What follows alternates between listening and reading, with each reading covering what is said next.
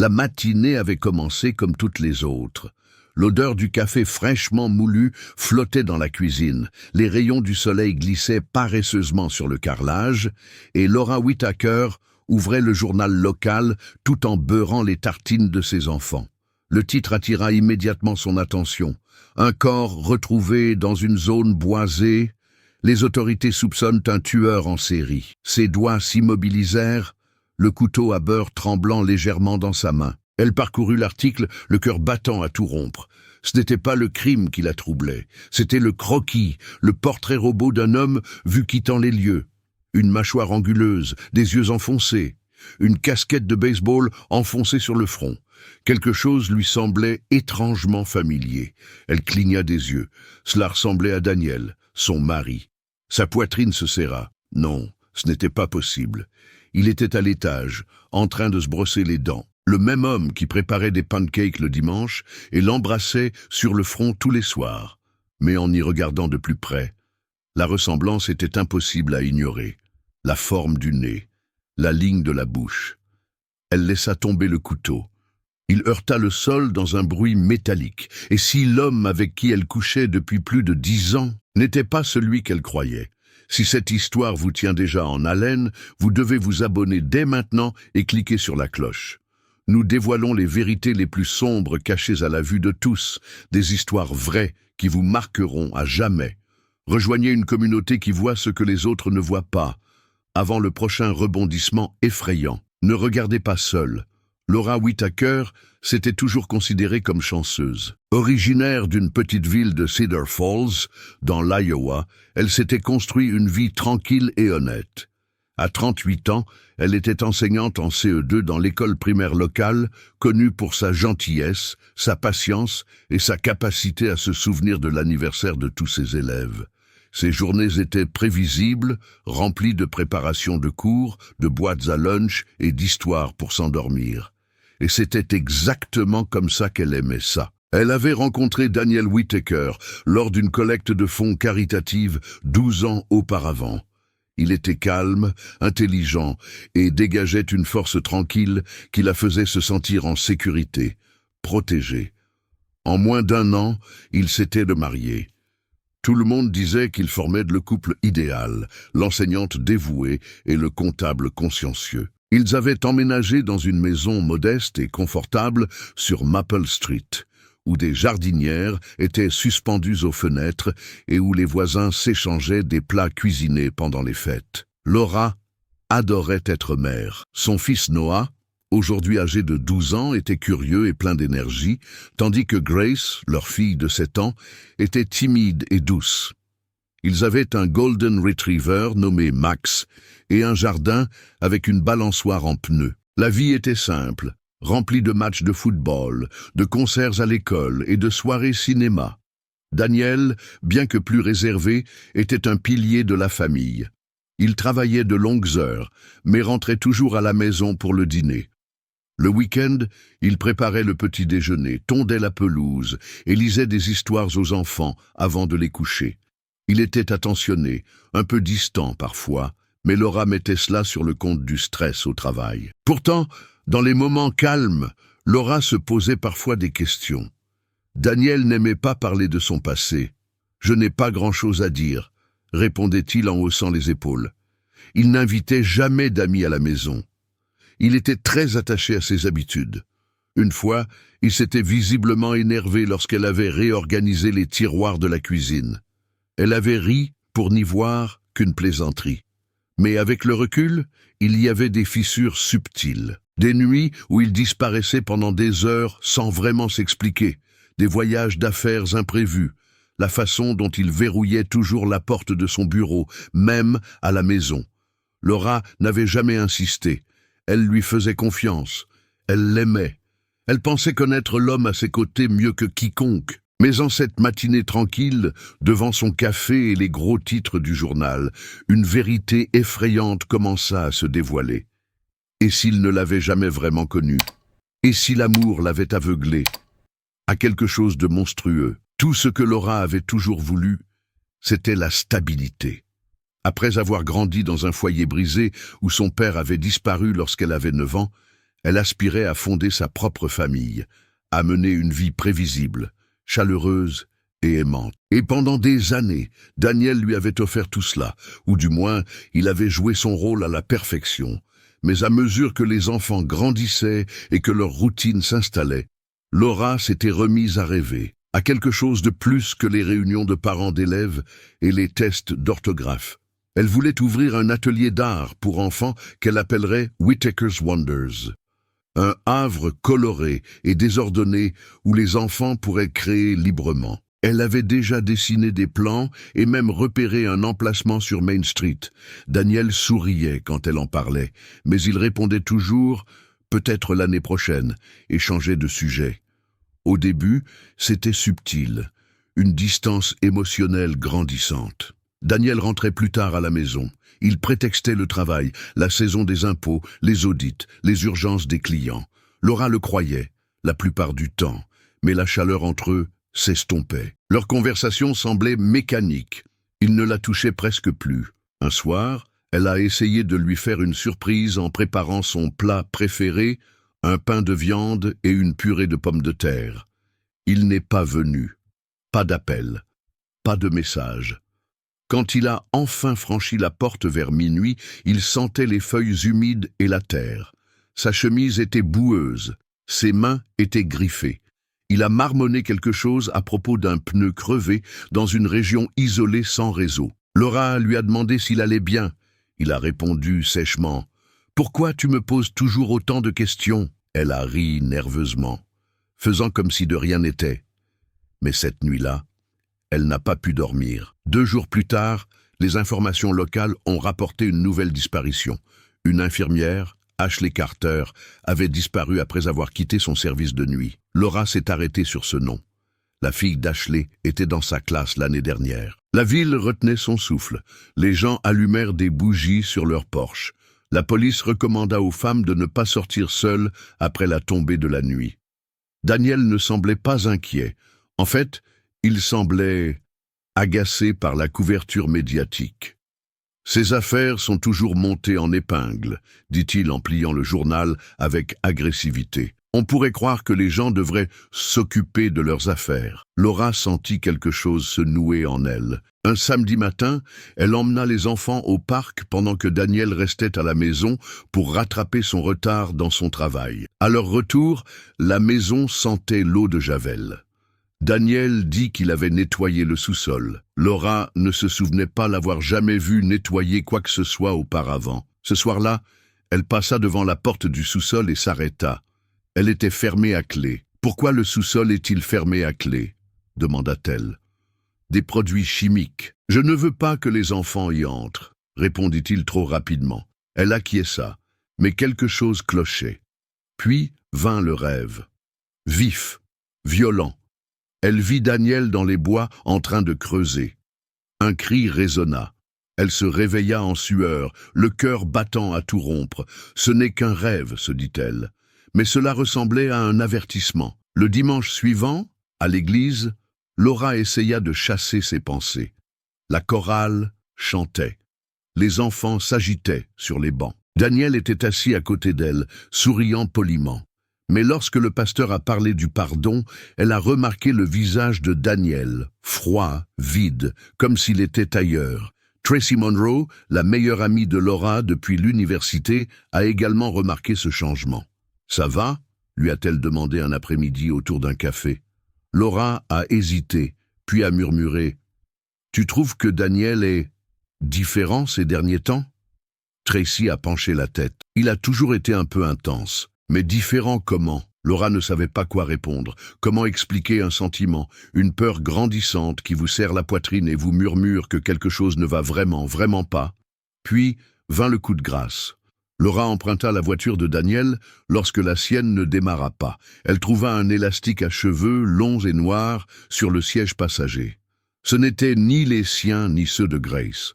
Elle le tourna entre ses doigts, sentant son estomac se nouer. Dans la boîte à gants, un reçu d'une station-service située à plus de 300 km. Daniel lui avait dit qu'il était au bureau toute la journée. Elle ne lui fit pas de reproche. Pas encore. Au lieu de cela, elle rangea l'élastique à cheveux dans un petit coffret à bijoux dans son placard. Une rébellion silencieuse et secrète. Le besoin de voir si elle imaginait des choses ou si son monde commençait à s'écrouler. La semaine suivante, la police a divulgué plus d'informations sur l'infirmière disparue. Elle avait été vue pour la dernière fois dans une station-service. Un témoin avait décrit un homme dans un SUV sombre. Lorsque le journaliste a mentionné la marque et le modèle, Laura a senti son sang se glacer. C'était le même que celui de Daniel. Elle n'a toutefois rien dit. Et si elle se trompait? Mais surtout, et si elle avait raison? Et si c'était le cas, dans quel danger se trouvait-elle réellement? C'est un mardi matin que tout a basculé. Laura préparait Grace pour l'école, brossant les cheveux de sa fille en fredonnant une berceuse. Daniel était parti tôt, prétextant un petit déjeuner de travail en dehors de la ville. Elle l'avait à peine salué lorsqu'il lui avait embrassé la joue. La méfiance entre eux s'était transformée en un fossé silencieux. Alors que Grace courait vers le bus, Laura retourna dans la cuisine et se figea. Le téléphone de Daniel était sur le comptoir. Il n'oubliait jamais son téléphone. Il vibra. Un aperçu du message apparut. « Tu ne l'as pas bien nettoyé. » Ils ont trouvé quelque chose. Le sang de Laura se glaça. Elle saisit le téléphone et le déverrouilla à l'aide de son empreinte digitale, les mains tremblantes. Le message provenait d'un numéro inconnu, suivi d'un autre. « Débarrasse-toi du reste. » Ce soir, elle s'éloigna du comptoir, le cœur battant à tout rompre. Sa respiration devint haletante. Ce n'était plus seulement de la paranoïa. Elle avait besoin de réponses. Sans réfléchir, elle attrapa son manteau, ses clés et le double des clés du bureau de Daniel, celui situé dans la zone industrielle dont il parlait rarement. Il lui avait dit que c'était un espace réservé à ses clients privés. Rien d'important. Elle n'y était jamais allée. Jusqu'à présent. Le bâtiment était gris et sans vie, niché derrière une rangée de garages automobiles. Laura se gara à un pâté de maison. Ses doigts tremblaient tandis qu'elle déverrouillait la porte arrière. À l'intérieur, l'air était vicié, imprégné d'une odeur de javel et de quelque chose de métallique. La première pièce semblait normale. Des bureaux, des dossiers, une imprimante. Mais la porte du fond, celle marquée « Privé », était cadenassée. Elle ouvrit un tiroir, trouva une clé portant l'inscription de stockage et l'essaya. La porte s'ouvrit dans un clic. Ce qu'elle vit la fit reculer d'horreur. La pièce était remplie d'étagères. Sur celle-ci, des boîtes portant des noms de femmes. À l'intérieur, des photos, des mèches de cheveux, des bracelets, des vêtements tachés. Laura se couvrit la bouche pour étouffer un cri. Puis elle vit le mur. Un immense tableau en liège couvert de cartes, de photos reliées par des ficelles et de notes manuscrites. On aurait dit une scène tirée d'une série policière. Mais ce n'était pas la télévision, c'était la réalité. Et au centre de tout cela, le visage de Daniel, souriant sur une photo prise le jour de leur mariage. Ses jambes se dérobèrent sous elle et elle glissa sur le sol. Puis elle entendit un bruit derrière elle. Un bruit de pas. Elle se retourna, mais il n'y avait personne. Seul le craquement du bâtiment qui s'affaissait. Laura s'enfuit. De retour dans sa voiture, elle fixait les cartons à travers le pare-brise. Son esprit était en ébullition. Elle avait besoin d'aide. La police? Mais s'il ne la croyait pas, et s'il la prenait? Elle se rendit directement à l'appartement de Tracy. Son ami ouvrit la porte et jeta un coup d'œil au visage de Laura avant de la faire entrer. « C'est un monstre, Tracy. Je crois qu'il a tué des gens, des femmes, beaucoup. » Laura lui montra les photos qu'elle avait prises avec le téléphone de Daniel avant de s'enfuir. Les mains de Tracy tremblaient tandis qu'elle les faisait défiler. « Tu dois aller voir la police, tout de suite. » Mais avant qu'elle ne puisse partir, la nouvelle tomba. Un autre corps. Cette fois, ce n'était pas une inconnue. Ashley Carter, retrouvée dans une tombe peu profonde derrière une cabane abandonnée à une trentaine de kilomètres de la ville. Son corps avait été enveloppé dans du plastique. Le rapport mentionnait une mise en scène organisée, des coupures précises, aucun signe d'agression sexuelle, ce qui indique un criminel méthodique. Laura ne pouvait plus respirer. Elle enseignait à la fille d'Ashley. Elle avait salué Ashley dans la file d'attente devant l'école. Et maintenant, elle n'était plus là. Tracy a appelé la police de manière anonyme et les a dirigés vers le parc industriel. Mais Laura a refusé de donner son nom. Pas encore. Ce soir-là, Daniel est rentré à la maison comme si de rien n'était. Il a embrassé Grace sur le front, a demandé à Noah comment s'était passée l'école et a tendu une bouteille de vin à Laura. « Pour nous », a-t-il dit. « Ça fait une éternité qu'on n'a pas passé une soirée seule. » Elle le fixa, prise de nausée. Il était si normal, si calme. Était-ce ainsi qu'il cachait ses sentiments? Une fois les enfants couchés, Daniel s'assit à côté d'elle sur le canapé et versa 2 verres. Elle prit le sien mais ne le toucha pas. « J'ai réfléchi, dit-il en faisant tourner son verre. On devrait partir, juste toi et moi, un week-end loin de tout. » Laura esquissa un sourire. « Ça semble sympa. » Son téléphone vibra. Elle jeta un coup d'œil sous la table. Un message de Tracy. « La police est dans l'immeuble. Tu dois le retenir. » Son cœur se mit à battre à tout rompre. Elle acquiesça à Daniel, serrant son verre dans sa main. « Je vais voir les enfants. » Il se leva rapidement. « Je l'ai déjà fait. Ils dorment. » Il ne cligna même pas des yeux. Laura se leva quand même, le cœur battant à tout rompre. Elle avança lentement, feignant le calme, son cerveau lui criant de courir. Puis on frappa à la porte. 3 coups forts. L'expression de Daniel changea instantanément. Il plissa les yeux. Il resta immobile, réfléchissant. Laura se figea. On frappa à nouveau. « Police! Ouvrez la porte !» Daniel se tourna vers elle, une lueur sombre dans les yeux. « Qu'est-ce que tu as fait ?» murmura-t-il. Avant qu'elle n'ait pu répondre, il s'enfuit par la porte arrière, dans les bois derrière la maison. Les policiers firent irruption quelques secondes plus tard, fouillant la maison et criant des ordres. Laura s'effondra sur le sol, en pleurs, tremblante, les enfants hurlant en arrière-plan. La maison qu'ils avaient construite, les mensonges sur lesquels elle reposait, s'écroula en une nuit. Mais Daniel avait disparu, et personne ne savait où il était allé. Les jours suivants furent chaotiques. Laura et les enfants furent relogés sous protection policière. Une chambre d'hôtel devint leur refuge. Pas d'école, pas de travail, pas de visiteurs. Seules des voitures banalisées stationnaient devant le parking et des policiers montaient à la garde dans le couloir. Laura ne dormait presque pas. Elle passait ses nuits à fixer le plafond, hantée par l'image de Daniel courant dans les bois, disparaissant comme de la fumée. L'inspectrice Mary Halston a pris la tête de l'enquête.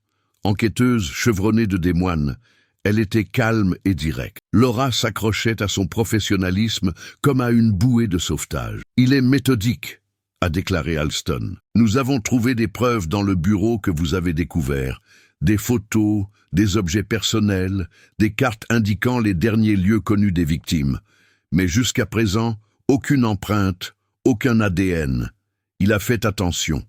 Il pensait que Daniel était responsable d'au moins 6 meurtres, peut-être plus. Toutes les victimes avaient disparu depuis des mois avant d'être retrouvées dans des lieux d'inhumation isolés. Toutes étaient des femmes. Toutes avaient les cheveux foncés. Toutes étaient âgées de 25 à 35 ans. Mais plus l'enquête avançait, plus elle devenait étrange. D'une part, le passé de Daniel était trouble. Ses dossiers universitaires étaient vérifiés, mais il n'avait aucun profil sur les réseaux sociaux, aucune photo d'enfance, aucun parent connu. Son permis de conduire était authentique, mais à peine utilisé. La plupart des gens se souvenaient de lui comme d'un homme calme, poli, distant. Pas d'amis proches, pas d'ex-petites amies, pas de relations. Comme s'il s'était construit une vie à partir de rien, murmura Halston. Ils ont suivi les quelques pistes dont ils disposaient. Un témoin a juré avoir vu Daniel monter dans un bus en direction de l'ouest. Un autre a affirmé qu'il se cachait dans une grange près de la frontière de l'État.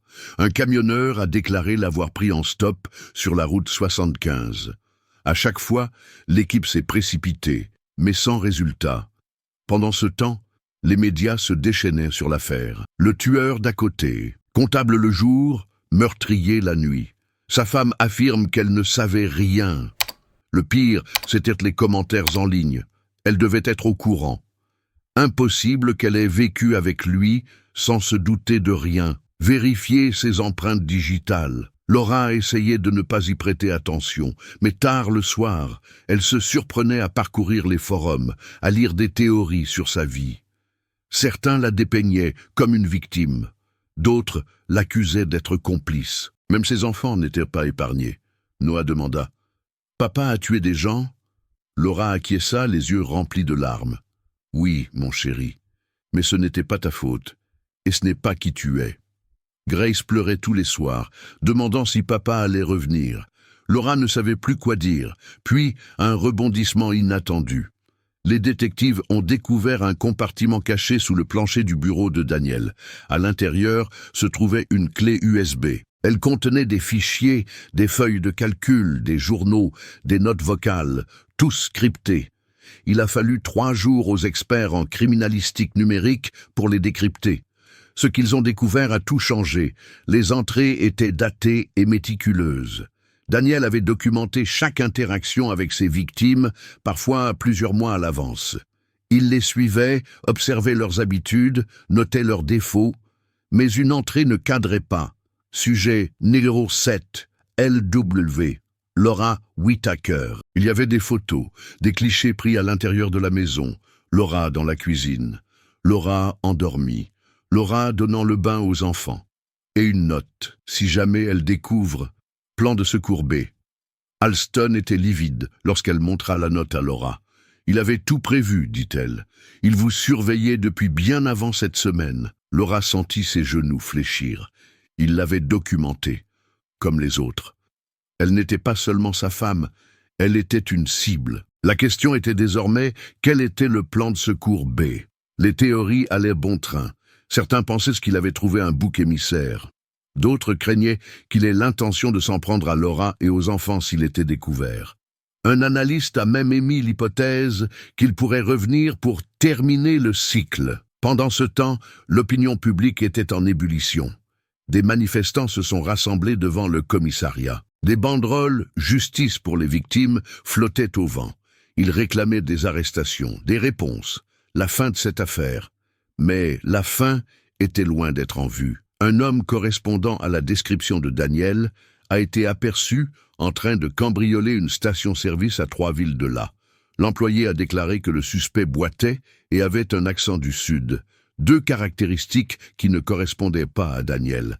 Fausse piste. Une femme a affirmé avoir fréquenté Daniel il y a des années et avoir remarqué des signes avant-coureurs. Mais sous le feu des questions, son histoire s'est effondrée. Elle ne l'avait jamais rencontré, elle voulait juste attirer l'attention. Même Tracy a été interrogée après que les autorités ont trouvé ses empreintes digitales sur certaines des boîtes dans le bureau de Daniel. Laura a immédiatement pris sa défense. Tracy n'avait touché les boîtes que le jour où Laura avait apporté les preuves. Cela a néanmoins retardé l'enquête. Puis vint une découverte effrayante, un autre corps. Une femme nommée Maria Jennings, conseillère scolaire, a été retrouvée dans un parc national à 65 km du dernier endroit où Daniel avait été vu. Elle ne figurait pas sur la liste des victimes. Elle était blonde dans la quarantaine et ne correspondait pas au profil initial. Mais la méthode d'enterrement était identique.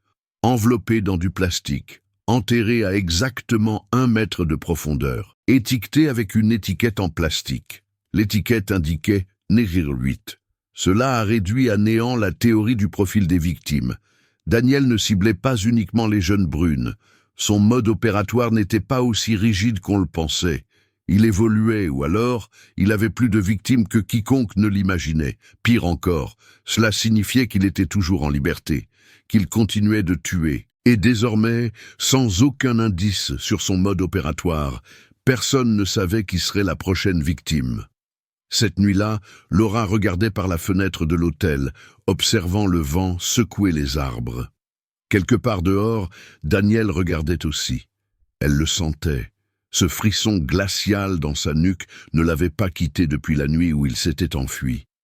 Elle se tourna vers l'inspecteur Alston et murmura « Il n'a pas fini, n'est-ce pas ?» Alston ne répondit pas, car au fond d'eux-mêmes, ils connaissaient tous les deux la vérité. Si une partie de cette histoire vous touche particulièrement, faites une pause, puis cliquez sur « J'aime ». Et si vous avez déjà douté d'un être cher, dites-le nous dans les commentaires. Votre voix compte ici. Vous n'êtes pas seul à vous demander « Connaissons-nous vraiment quelqu'un ?» 3 semaines passèrent sans aucune trace. Malgré des dizaines de témoignages, l'attention des médias nationaux et une équipe spéciale de plus en plus importante, Daniel Whittaker avait disparu comme s'il n'avait jamais existé. Le public s'impatientait. La police était frustrée. Et Laura, elle était en train de craquer. Chaque soir, elle vérifiait 3 fois les serrures. Chaque ombre à l'extérieur de la fenêtre lui semblait menaçante. Elle gardait ses enfants près d'elle et ne les quittait presque jamais. L'inspectrice Halston a renforcé les patrouilles autour de leur domicile temporaire. Mais même elle a admis « S'il veut vous atteindre, Laura, il y parviendra. » Puis, la percée est venue, non pas du terrain, mais d'une erreur. Celle de Daniel. L'un des dossiers cryptés de la clé USB était passé inaperçu lors du premier examen. Il n'était pas étiqueté. Il était enfoui sous un fichier Shell nommé Tax 2018. Lorsque l'équipe numérique a finalement réussi à le déchiffrer, ce qu'elle a découvert a bouleversé toute l'affaire. Le dossier contenait des enregistrements, pas seulement des notes, des conversations, des appels téléphoniques enregistrés en secret, des journaux audio, des interviews, et un fichier était différent. Il s'agissait d'une conversation entre Daniel et un homme nommé Dr Marcus Bell, un psychiatre agréé, quelqu'un dont Laura n'avait jamais entendu parler. L'enregistrement datait de près de 7 ans. Dans l'enregistrement, la voix de Daniel était calme, posée. Il parlait de compulsion, de contrôle et de quelque chose qu'il appelait le seuil. Le moment où une personne passe de la pensée à l'action. Il décrivait son premier meurtre, non pas comme une erreur, mais comme un test, pour voir s'il ressentirait quelque chose après. Il n'avait rien ressenti, mais ce qui a choqué l'équipe, ce n'était pas l'aveu de Daniel. C'était la réponse du docteur Bell. Il ne lui a pas dit de chercher de l'aide, il ne l'a pas signalé. Au lieu de cela, il l'a guidé, il l'a interrogé de manière clinique. Il lui a demandé des détails, il lui a demandé des photos. Le docteur Bell avait documenté le comportement de Daniel pendant des années. Pire encore, il l'avait encouragé. Ils ont retrouvé le docteur Bell dans une clinique de recherche privée située à l'extérieur de Kansas City. Elle ne figurait dans aucun registre public. Elle était financée par des donateurs privés. Elle n'était soumise à aucun contrôle. Lorsque les détectives ont fait une descente dans le bâtiment, ils ont trouvé des dossiers de patients. Pas seulement sur Daniel, mais aussi sur d'autres personnes. Des hommes et des femmes ayant des tendances violentes, dont beaucoup avaient disparu du système pénal. Certains étaient présumés morts. D'autres avaient disparu sans laisser de traces. La clinique ne soignait pas les gens. Elle les étudiait. Elle créait un environnement contrôlé pour les psychopathes. Halston a apporté les preuves à Laura en personne. Ce n'était pas seulement un tueur, a-t-elle déclaré. Il faisait partie d'un projet plus vaste, une expérience, et nous pensons qu'il n'était pas le seul. Laura a eu un haut le cœur. L'homme qu'elle aimait était surveillé, modelé, voire protégé par des professionnels qui auraient dû l'arrêter. Halston pâlit lorsqu'elle lui révéla sa prochaine découverte. Un retrait de 250 000 $ d'un compte fantôme lié à la clinique. L'argent avait été transféré vers une banque offshore. Le destinataire, un nom qu'il n'avait jamais vu auparavant, David Knox. La reconnaissance faciale confirma ce que Laura redoutait déjà. David Knox était Daniel Whittaker. Il vivait sous une fausse identité depuis plus de 10 ans. Le vrai Daniel Whittaker était un homme mort dans un accident de bateau en 1996. Son identité avait été volée des années plus tard, soigneusement, discrètement, ce qui signifiait que le mariage de Laura n'était même pas légal. Sa vie était une construction, bâtie sur un mensonge depuis le premier jour. Le choc se répercuta dans tout le département, dans les médias, dans l'âme de Laura. Tout, sa maison, ses enfants, son amour, était fondé sur quelque chose de fictif. Il ne l'avait pas seulement trompée émotionnellement, il avait réécrit l'histoire. Il s'était créé une personnalité si parfaite que même leur mariage, les actes de naissance de leurs enfants, leur hypothèque, tout était lié à un homme qui n'existait plus. La presse s'est enflammée. L'homme sans passé. Son vrai nom révélé. Qui est David Knox? Une femme mariée à un fantôme. Mais le détail le plus effrayant provenait d'un fichier audio intitulé simplement « Dernière entrée ». Dans ce fichier, David, s'adresse une dernière fois au docteur Bell. « Elle sait », dit-il calmement. « Elle a trouvé les boîtes. » Le docteur Bell répond avec une inquiétude mesurée. « Alors tu sais ce qui doit arriver. » Daniel marque une pause. « Je ne peux pas. Je pensais pouvoir le faire, mais elle est différente. » Une autre pause, puis un murmure. « C'est la seule femme que j'ai jamais aimée. » Le docteur Bell répond. « L'amour n'a aucune importance. Il faut respecter les limites. Dès que tu hésites, tu deviens vulnérable. » Puis la ligne est coupée. Laura écouta cet enregistrement 10 fois. À chaque fois, elle espérait entendre autre chose. Un signe de remords. Une demande de pardon. Mais il n'y avait rien. Juste un homme à qui on demandait d'effacer cette femme comme il en avait effacé tant d'autres, et qui hésitait. Cela ne la rassura pas. Au contraire, elle se sentit marquée, car désormais, David, ne faisait plus que fuir. Il était en proie à un conflit intérieur, tiraillé entre son instinct et quelque chose qui s'apparentait dangereusement à de l'obsession. Et les gens comme ça, ils ne disparaissent pas pour toujours. Ils reviennent, surtout quand l'expérience n'est pas terminée. Laura ne retourna jamais dans la maison de Maple Street. Après que la vérité eut été révélée à propos de la fausse identité, du psychiatre, de la clinique, elle ne se sentait plus chez elle. C'était une scène de crime, un mausolée de souvenirs qui empestait désormais la manipulation. Elle vendit tout, déménagea dans un autre État, changea de nom de famille, inscrivit ses enfants dans une nouvelle école dans un autre district. Seul Tracy savait où il se trouvait. David ne fut jamais retrouvé. Le FBI, les marshals américains et même Interpol ajoutèrent son nom à leur liste de personnes recherchées. Sa photo apparut sur les écrans des aéroports et les murs des bureaux de poste. Mais aucune nouvelle preuve ne fit surface. Aucune trace, aucun mouvement confirmé. Il avait tout simplement disparu, comme une ombre se retirant dans la nuit. Pourtant, Laura ne se sentait jamais vraiment libre. Chaque coup à la porte la faisait sursauter. Chaque numéro inconnu qui s'affichait sur son téléphone la faisait hésiter. Elle évitait les foules. Elle sursautait à la vue d'une chevelure brune dans la foule. Elle prit des cours d'autodéfense, installa des caméras et gardait un bouton d'alarme près de son lit. Noah devint plus calme, plus vigilant. Grace pleurait encore parfois la nuit, demandant si papa allait revenir. Laura cessa d'essayer de répondre, car la vérité était, elle ne savait pas. Les thérapeutes lui ont dit qu'elle n'était pas responsable, que certains prédateurs sont tout simplement très doués, que l'amour, le véritable amour aveugle, peut brouiller le jugement de la manière la plus dévastatrice qui soit. Mais cela n'a pas empêché les questions de la hanter à 3 heures du matin. À quel point avait-elle manqué quelque chose? À quel point avait-elle été proche de devenir sa prochaine victime?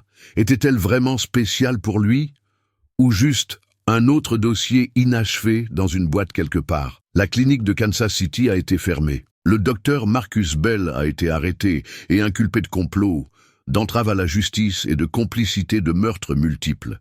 Mais il a refusé de témoigner. Il a affirmé que tout cela faisait partie d'une étude psychologique au nom de la science. Sa défense? Ils étaient volontaires. Personne ne l'a cru. Il est mort d'un accident vasculaire cérébral en détention fédérale 6 mois plus tard. Certains disent que c'était naturel. D'autres n'en sont pas si sûrs. Le scandale a déclenché une vague d'indignation nationale. Des enquêtes ont été ouvertes.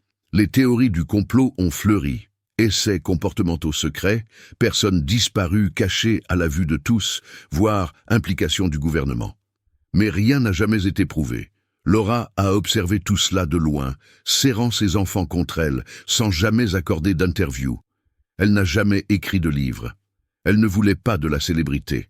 Elle voulait juste la paix. Mais la paix n'est pas facile à trouver quand on a côtoyé le mal. Parfois, elle se surprenait à fixer la porte, s'attendant presque à le voir entrer, pas avec une arme, mais avec ce même sourire désarmant, celui qu'il arborait le soir où ils avaient dansé pieds nus dans la cuisine après avoir couché les enfants.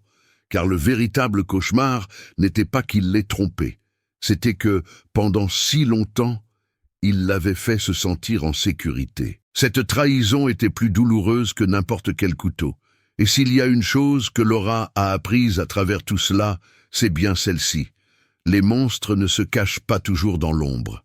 Parfois, ils vous tiennent la main. Ils vous disent « je t'aime ». Ils bordent vos enfants dans leur lit. Parfois, ils se construisent une vie, non pas pour se fondre dans la masse, mais pour s'ancrer à quelque chose de réel. Quelque chose qu'ils finiront par détruire. Et le plus effrayant dans tout ça, parfois, ils ne laissent aucune cicatrice visible. Ils vous laissent douter de tout ce que vous étiez. Que feriez-vous si la personne en qui vous aviez le plus confiance, avec qui vous avez partagé votre lit et fondé une famille, s'avérait être un meurtrier? Verriez-vous les signes? Croiriez-vous votre instinct? Ou l'amour vous rendrait-il aveugle au danger qui vous guette? L'histoire de Laura Whitaker n'est pas seulement une histoire de trahison, c'est aussi un avertissement. Elle nous rappelle que parfois, les monstres les plus effrayants portent les masques les plus convaincants. Ils ne se contentent pas de tromper les autres, ils construisent toute leur vie sur des mensonges, attirant tout le monde autour d'eux comme une force gravitationnelle. Maintenant, nous voulons connaître votre avis. Pensez-vous que Laura aurait dû s'en rendre compte plus tôt? La double vie de Daniel était-elle le signe d'un mal plus profond au sein de la société elle-même? Et qu'en est-il de cette soi-disant clinique? Combien d'autres expériences existent-elles, cachées à la vue de tous? Partagez votre théorie dans les commentaires ci-dessous. Si cette histoire vous a bouleversé, partagez-la avec un proche. Aidez les autres à comprendre à quel point il est facile de cacher ses démons derrière un sourire.